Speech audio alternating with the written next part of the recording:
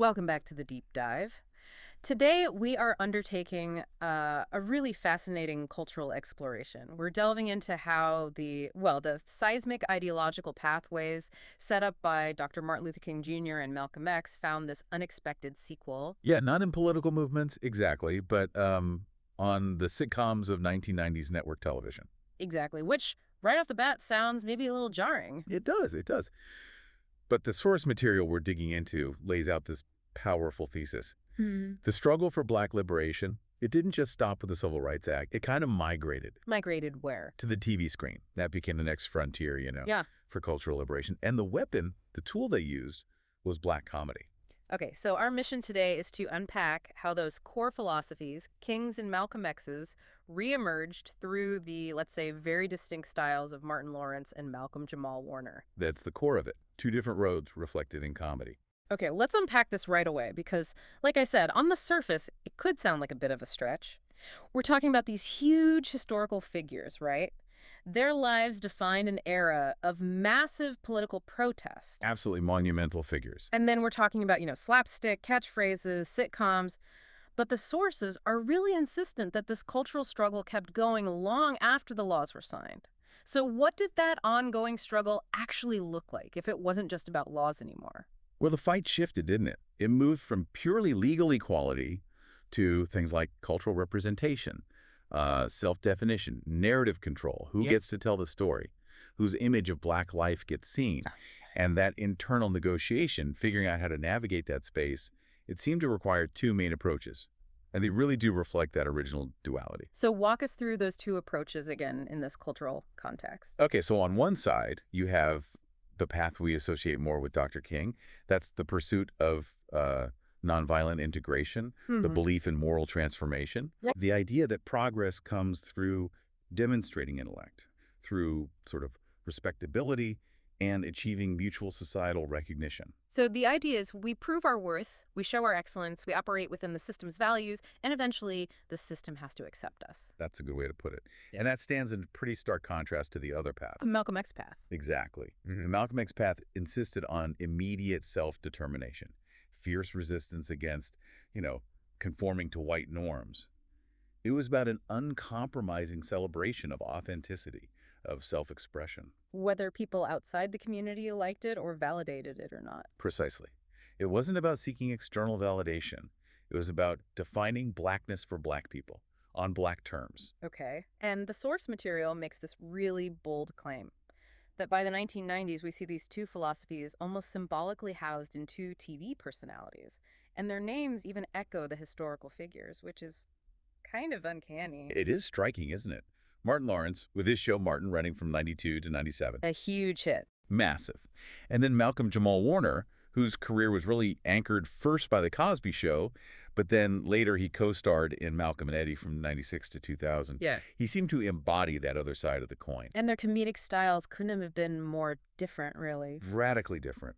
Lawrence, his show embraced chaos, total defiance, really unfiltered, raw physical humor. Yeah, very in your face. While Warner's work, it consistently emphasized things like respectability, intellect, personal responsibility, a much quieter, more reflective approach. But the deep insight here, according to the sources, is that both of these routes, these different comedic strategies, they were illuminating how African Americans were actively redefining freedom in cultural terms. They weren't just entertainers. No, they were almost cultural strategists in a way, each fighting for space for their vision of black expression to exist. I do wonder, though, and maybe you can speak to this based on the sources, are we risking over-intellectualizing the intent here? Was Martin Lawrence consciously thinking, I am channeling Malcolm X's philosophy through Shanina? Or was he just trying to be funny and we're reading the politics into it after the fact? That's a really crucial question, and it's one the sources grapple with. The argument isn't necessarily about explicit conscious intent in every joke. It's more that the politics were inherent in the presence and the style itself. How so? Well, Lawrence's very existence on a major network, being that loud, that unapologetic, that working-class black, that was a political act of nonconformity in the TV landscape of the early 90s. Okay. He became this voice of sort of revolutionary self-acceptance just by being who he was on that platform. Warner, by contrast, his whole persona, built from Cosby onwards, was about being the voice of the reformer, using that quiet dignity, that intelligence, to dismantle stereotypes from within. So different strategies, same battlefield, essentially. Exactly. And to really understand how comedy could even function this way, we have to look back a bit at the historical foundation that black comedy provided. It wasn't built in a vacuum. Right. Let's look at that history. Because the sources make it clear. For Black Americans, humor has pretty much never been just about passive entertainment. It's functioned as survival, as social critique, and maybe most importantly, as coded resistance. Oh, absolutely. It's an ancient tradition, really. You can trace it all the way back to the plantation. Enslaved Africans used folk tales, they used song, they used very cleverly coded language to secretly mock their oppressors. Like the Brer Rabbit stories. Exactly like Brer Rabbit, the trickster figure who outsmarts the more powerful animals through wit. That humor was a psychological tool, wasn't it? It was a way to maintain dignity, to keep some mental distance from the people who held absolute power over them.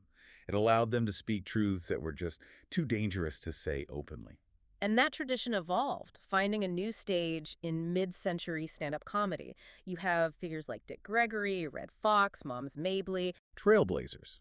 They were often working in segregated clubs or playing to audiences with very specific expectations, but they weren't just telling knock-knock jokes.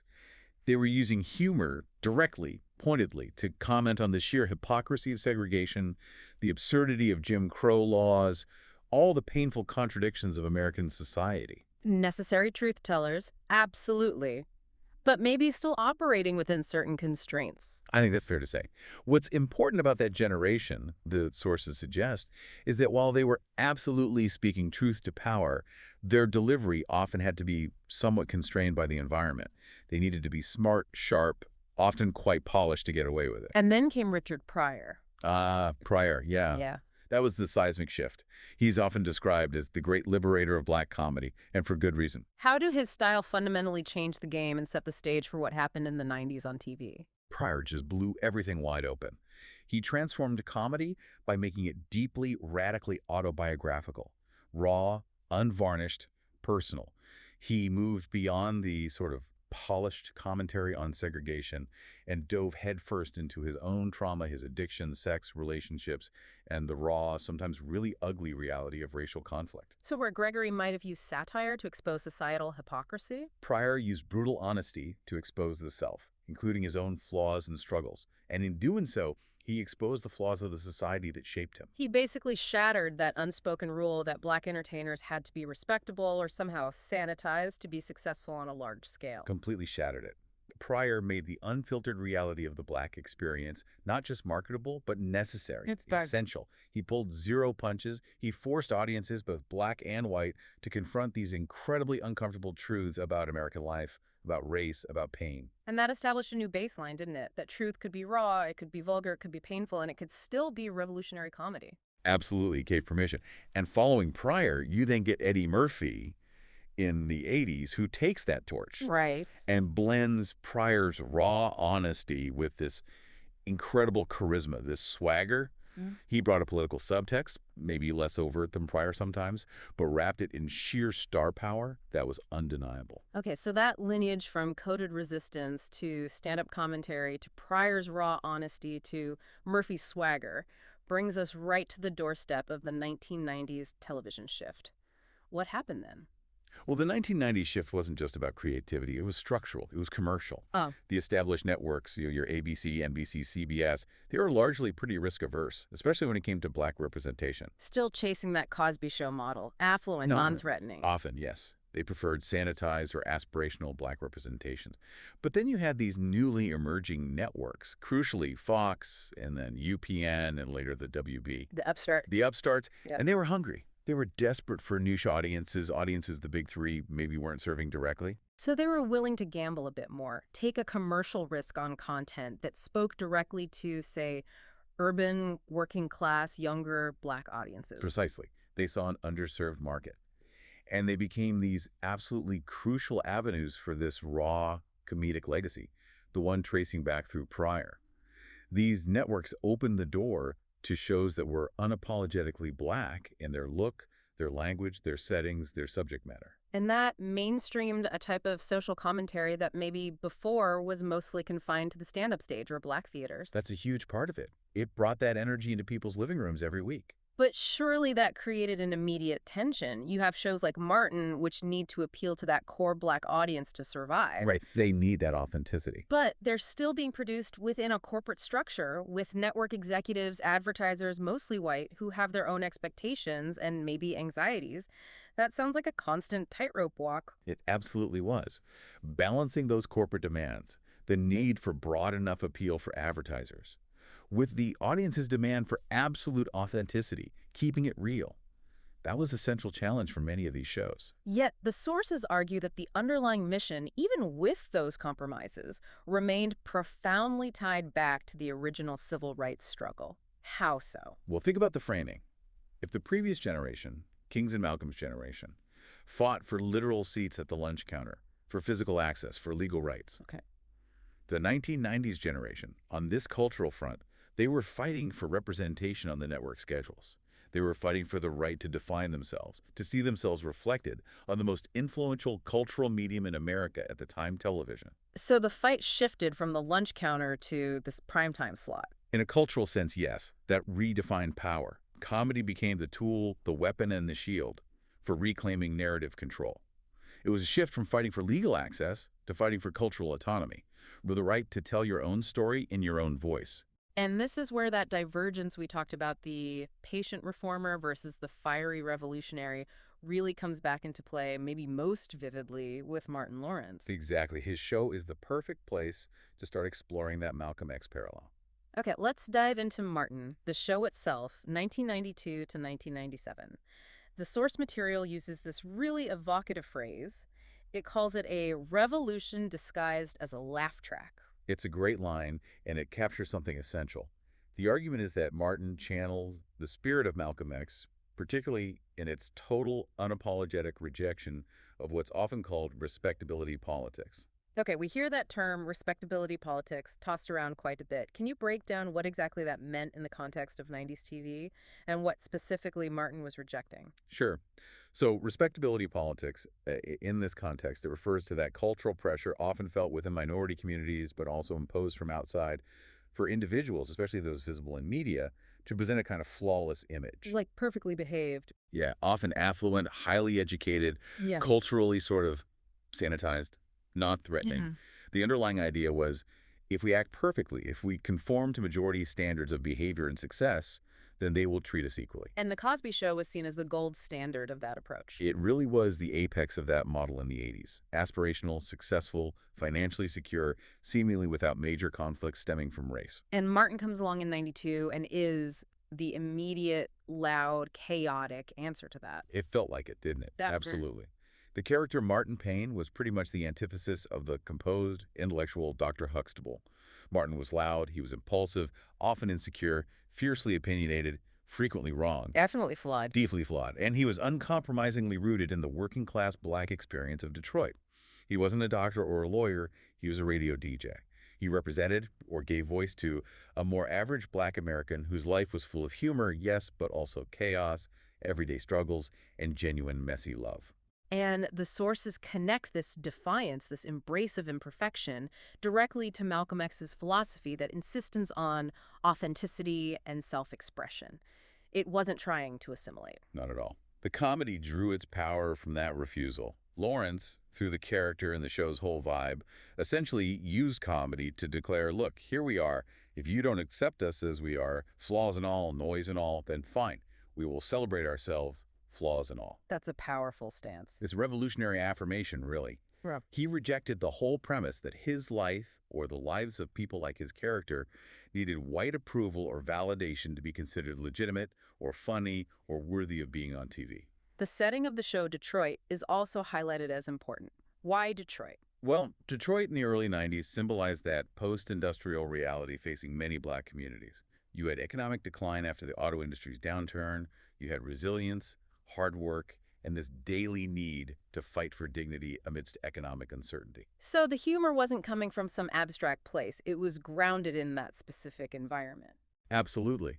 It was rooted in the vernacular, the rhythms of speech, the inside jokes, the everyday experiences of black folks in that kind of urban working class setting. It felt specific. And by using that authentic language and setting, the show achieves something important. It gave visibility and validation to a demographic, a segment of the black community, Hmm. that mainstream media often either completely ignored or, worse, caricatured with negative stereotypes.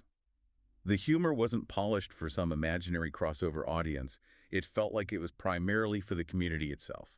Okay, and we absolutely have to talk about the characters Martin Lawrence played himself, Sure. especially the cross-dressing characters like Shanana Jenkins. The sources argue they weren't just, cheap laughs or comedic devices. No, Shannon is such a fascinating example of resistance through absurdity. She was the sassy, loud, opinionated neighbor with the elaborate hair and nails. Unforgettable. Totally.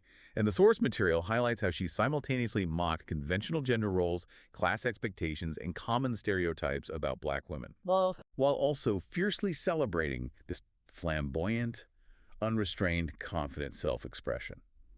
She took what could have been ridicule, the stereotype of the loud, ghetto, over-the-top black woman, and turned it into a source of genuine empowerment simply by being completely defiantly, joyfully herself. She existed entirely on her own terms. she wasn't asking for permission. Never. And then you have Jerome, the other iconic character, the flashy, gold-toothed, self-proclaimed playa from the Himalayas. Right, the hustler figure. Yeah, and he embodied a certain kind of entrepreneurial survival instinct, didn't he? Forged in communities that were often marginalized from the official economy. Yeah. Always chasing the next deal, the next angle, always in motion. What did he symbolize politically? Jerome, that perennial smooth operator, he represented a kind of black capitalism happening outside the traditional corporate structure. He was the hustle personified. And these characters, Sinead, Jerome, even Martin Payne himself, though they were exaggerated for comedy, they carried this genuine socio-political resonance because they tapped into something real. They exposed, maybe unintentionally sometimes, America's deep discomfort with unfiltered blackness, the loudness, the financial hustling that comes from necessity, the defiance of polite middle-class norms. Let's get a bit more specific with episodes too, because the claim isn't just that the vibe was political, but that the storylines sometimes carried critique. You mentioned masculinity earlier. Yeah, the relationship between Martin and Gina, played by Tisha Campbell, was actually pretty groundbreaking for its time because it dealt with contemporary black romance, including the tensions and insecurities, somewhat realistically amidst the slapstick. How so? Well, Martin Payne, the character, often displayed these intense insecurities about his own masculinity, about his career as a DJ compared to Gina's corporate job, about his place in the world. Episodes constantly poke fun at, but also interrogated, the pressures of traditional male roles and even consumerism. Like episodes where he tries too hard to be the man of the house and just ends up looking ridiculous because he hasn't really matured emotionally. Yeah. Exactly that kind of thing. Or the sources mention an episode like Dead Men Don't Flush, where Martin becomes obsessively paranoid about dying young. It leads to all these absurd physical comedy situations, but underneath it, you see Gina often having to be the practical, grounded voice of reason. It used the chaos to subtly critique the fragility of a certain kind of 90s black masculinity that felt pressured to be dominant but was also deeply insecure. And that catchphrase, you go, boy, or sometimes you go, girl, it seems so simple, but the sources frame it as having a deeper resonance, connecting it back to Malcolm X's vision of self-respect. It functioned as more than just a funny line. It became this constant affirmation. When Martin said it, whether it was a Gina or Tommy or Pam or even sometimes yelling it to himself in the mirror, Yeah. it worked as this shorthand declaration of identity, of confidence, of approval from within the community. It was like saying, I see you, I support you, be yourself, be bold, affirm your own power. It was self-determination delivered via sitcom punchline. Okay, so summing up Martin Lawrence's path, it was one of revolutionary affirmation. A declaration that black life could exist beyond that limiting binary of either tragedy or perfect respectability. It claimed the right to be flawed, to be loud, to be messy, to be funny on its own terms. He broke barriers by essentially tearing down the polite facades. He refused to whisper when he could shout. A very Malcolm X approach to cultural space. I think the parallel holds up quite strongly, yeah. All right, so now we have to cross that ideological divide in our conversation. If Martin Lawrence was, metaphorically, tearing down the doors with a laugh, demanding that we see the raw, unfiltered truth, Malcolm-Jamal Warner's approach, or the one represented by his career, seems much more internal, more focused on maybe the architecture of the house itself. That's a really nice metaphor, yeah. Warner, through his work, represented what the sources call the reflective road to freedom. It echoed those principles we associate more strongly with Dr. King: moral progress, integrity, personal responsibility. His body of work seemed to seek elevation, to demonstrate possibility, rather than focusing primarily on defiance. And that journey for him in the public eye obviously starts with The Cosby Show back in the 1980s, playing Theo The Huxtable. quintessential role, right? Yep. As CEO, he became the face of that idea that education, strong family stability, personal accountability, taking responsibility for your actions, those are the primary pathways to achieving equality and success. And The Cosby Show itself was revolutionary, just in a completely different way than Martin was. Absolutely. Revolutionary through its very premise, presenting this educated, successful, stable, upper middle class black family. It systematically dismantled decades of really insidious, damaging racist tropes that always depicted black families as somehow broken or chaotic or absent fathers. The Huxtables just existed successfully. They redefined black success for mainstream America. And in doing so, they powerfully symbolized that king-like dream of racial harmony, achieved through demonstrated excellence, shared human values, and mutual respect. For a whole generation of viewers, black and white, I mean, that was arguably the first time they saw black affluence, and that kind of family stability just normalized on television week after week. That leaves an indelible mark. It really does. The show gave countless young black viewers permission to imagine themselves in those spaces of dignity, intellectual achievement, professional success. That's a profound form of liberation in itself. So it asserted that black people belonged in the highest strata of society. And that their success wasn't an anomaly, but rooted in things like strong family values, education, hard work values that align perfectly with that King philosophy of moral progress, eventually winning over prejudice. But as you mentioned, the sources have to acknowledge the criticism that followed this model, the Cosby model. It was often seen as too idealistic, right? Maybe avoiding the harsher realities of systemic racism that actually defined life for the majority of black Americans. Yes, and that criticism is vital because it gets right back to the heart of this King versus Malcolm duality we're exploring. Critics argued, and still argue, that by only showing this affluent, seemingly flawless version of black success, It implied something else. it risked implicitly placing the blame for poverty or lack of achievement solely on the individual. The subtle message could be interpreted as, well, if you just work hard enough, you just pull up your bootstraps like the Huxtables, you too could achieve this. Which completely sidesteps the systemic barriers, housing discrimination, educational inequality, policing. All the structural issues that Malcolm X and later comedians in the spirit of Martin Lawrence demanded we acknowledge head-on. So, the argument is, while Cosby normalized success, which was crucial, it risked obscuring the structural causes of inequality that kept that success out of reach for so many. Precisely. It offered a beautiful dream, a powerful symbol of possibility. But the Malcolm X legacy, the Martin Lawrence path, demanded an acknowledgement of the ongoing nightmare, the systemic obstacles. Okay. So how did Malcolm-Jamal Warner's later work, particularly Malcolm and Eddie from 96 to 2000, try to navigate this? Did it move away from the Huxtable image? It definitely tried to bridge that gap. It took the intellectual grounding, the sense of responsibility associated with Warner's persona, and placed it into a much more explicitly working class setting. Right. They ran a bar, I think, in Kansas City. Exactly. Two friends running a bar and a tow truck service. And the show, the sources argue, was quite deliberately structured around that ideological divide we've been discussing. How did that play out between the two main characters? Well, Malcolm, Warner's character, was the rational one.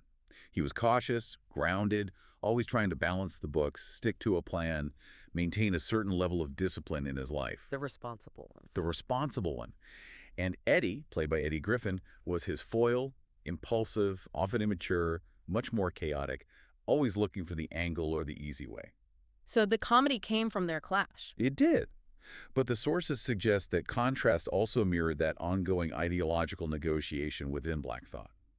How do you maintain self-discipline and personal responsibility, the king ideal, while also asserting yourself, maybe taking risks, navigating a challenging economic environment, which speaks more to the Malcolm X necessity of self-determination?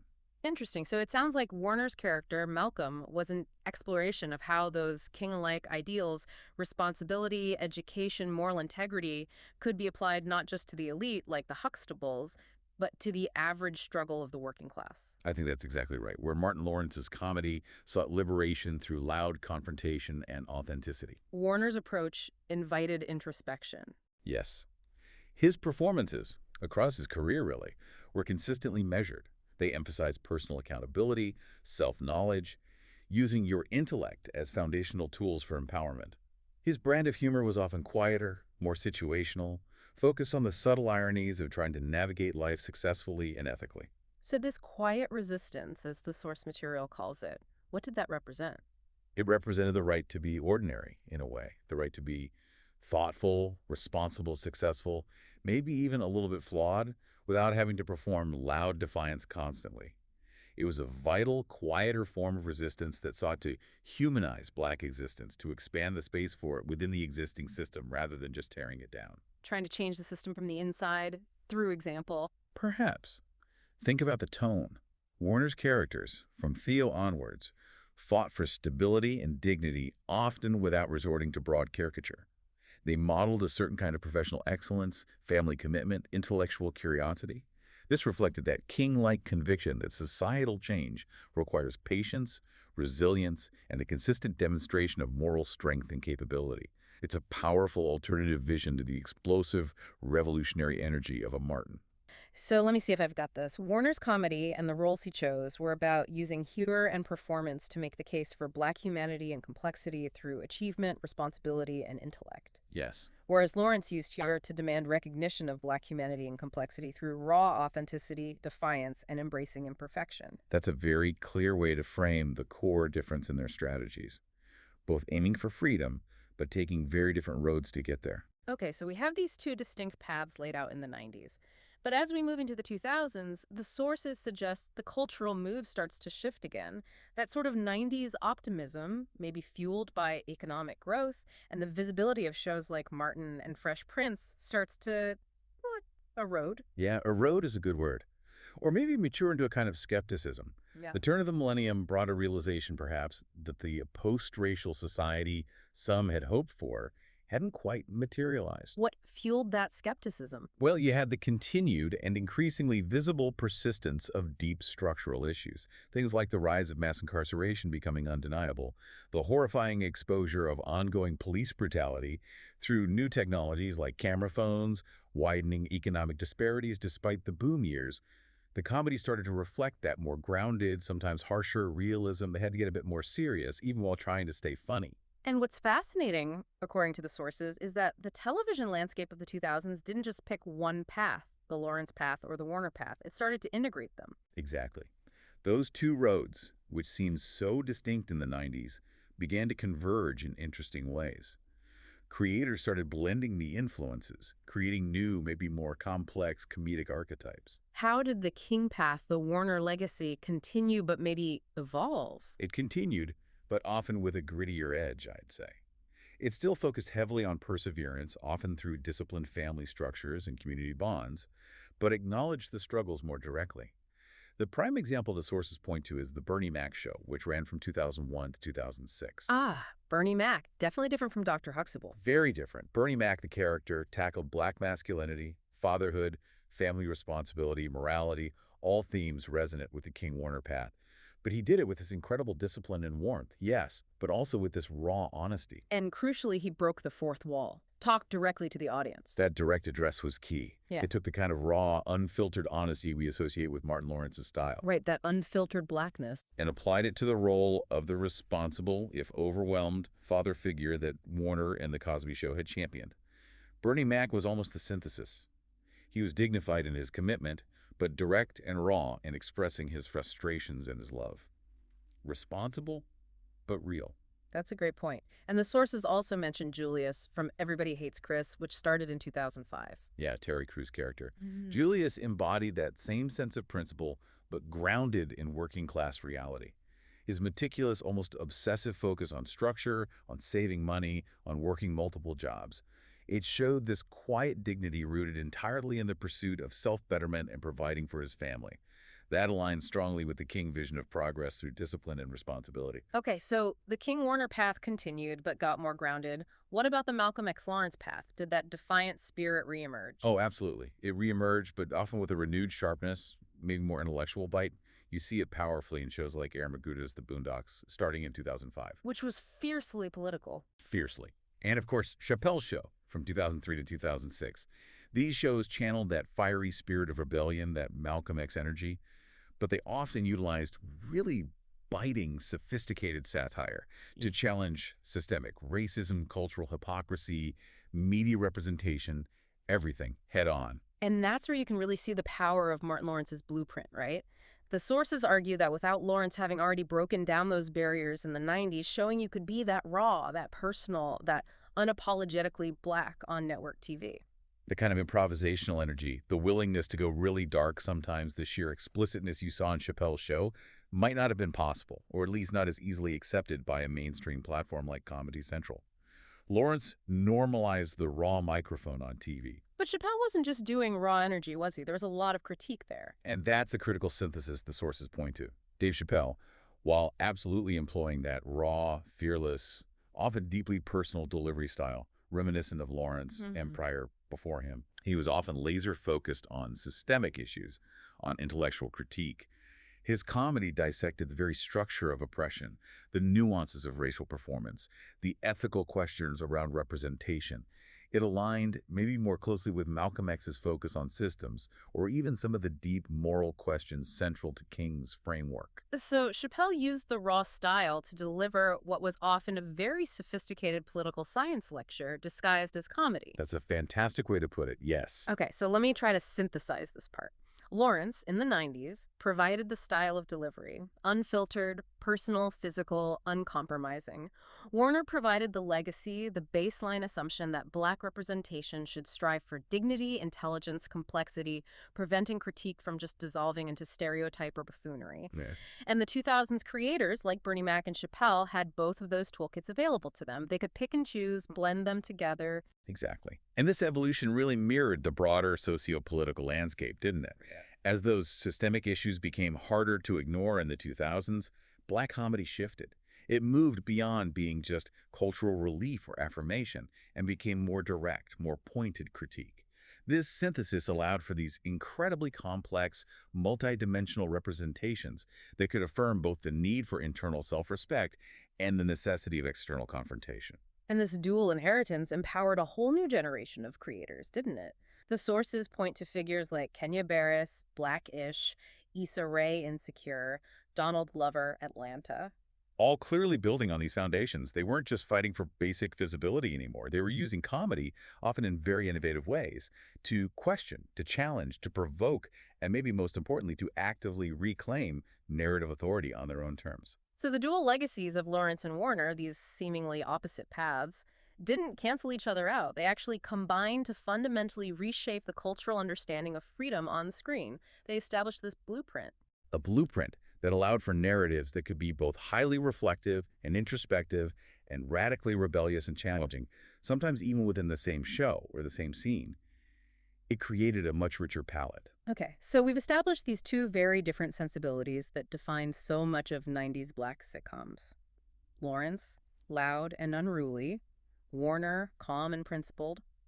But when we synthesize all this, the sources argue the ultimate destination for both paths was actually the same thing. Yes, the common goal was cultural freedom. Define that for us in this context. Cultural freedom, as the sources frame it, is essentially the right of black expression, black stories, black humor, black aesthetics, to exist purely on its own terms.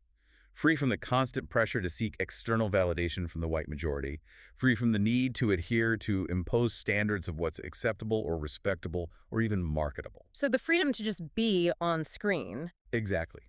Both paths, though they took opposite approaches, ultimately worked to expand the universe of possibilities for how black life could be seen, portrayed, and understood on television, which was, and arguably still is, a dominant cultural force. Let's just revisit that ideological duality one last time to really nail down the difference in method before we talk about the destination.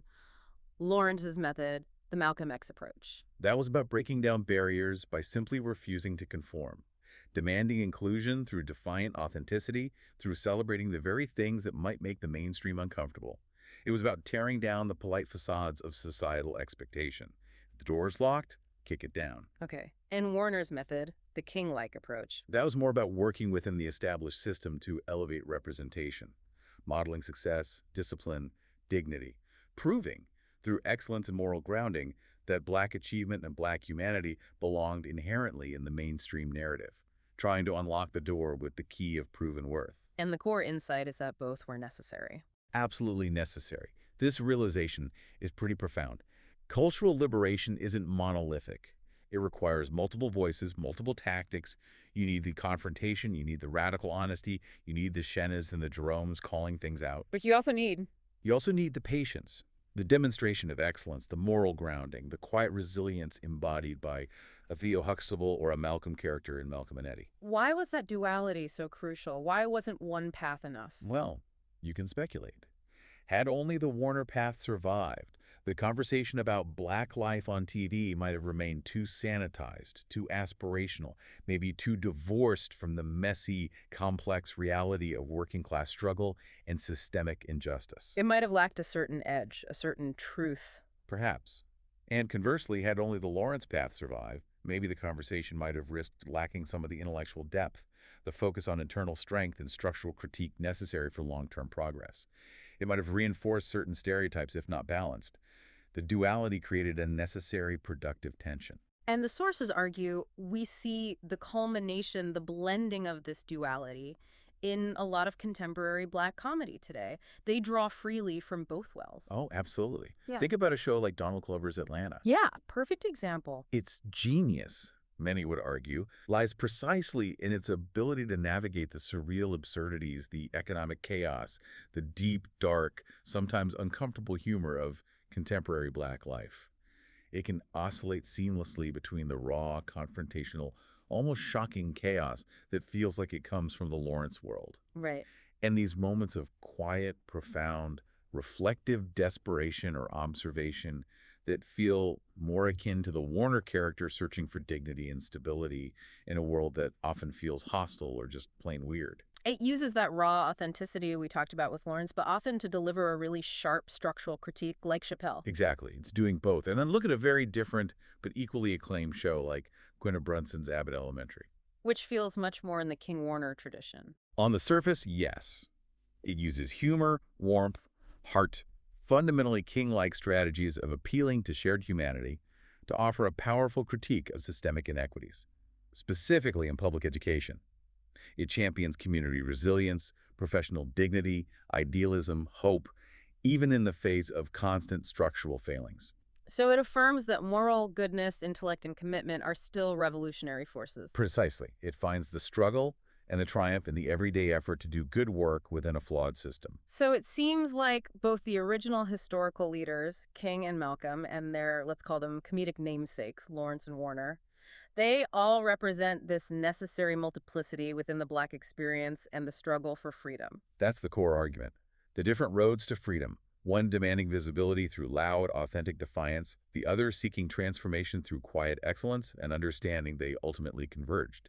And in doing so, they affirm the shared, complex humanity of a people whose laughter, as the sources powerfully remind us, has always been in itself an essential act of survival and resistance. That laughter wasn't passive escapism. No, in this context, it was a tool of critique, a declaration of existence, a way to process pain, and a demand for narrative control. It was active. Hashtag outro. Wow.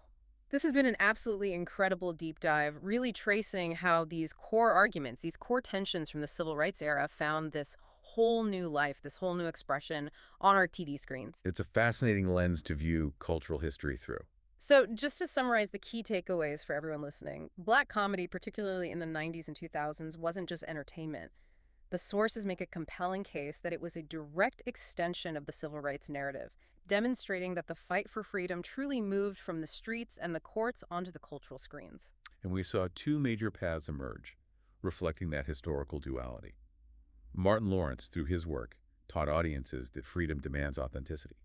It demands the right to be loud, to be flawed, to be unapologetically oneself, refusing to be filtered through those confining expectations of respectability politics. Right, the freedom to be real. And Malcolm-Jamal Warner's career, starting with Cosby and continuing, emphasized the power of self-knowledge, education, integrity, and respect.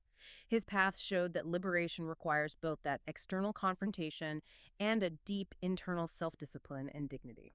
And the real beauty here, the synthesis, is that these different roads to freedom didn't just stay parallel or end in opposition. They eventually converged, didn't they? They provided this rich, dual blueprint for the entire modern landscape of black media that we see today. Absolutely. The current generation of brilliant comedians and creators, you mentioned Dave Chappelle, Donald Glover, Issa Rae, Quinta Brunson, so many others, they are the direct inheritors of this powerful dual tradition. And you see them blending defiance with dialogue, sharp critique with deep compassion, raw humor with sophisticated insight.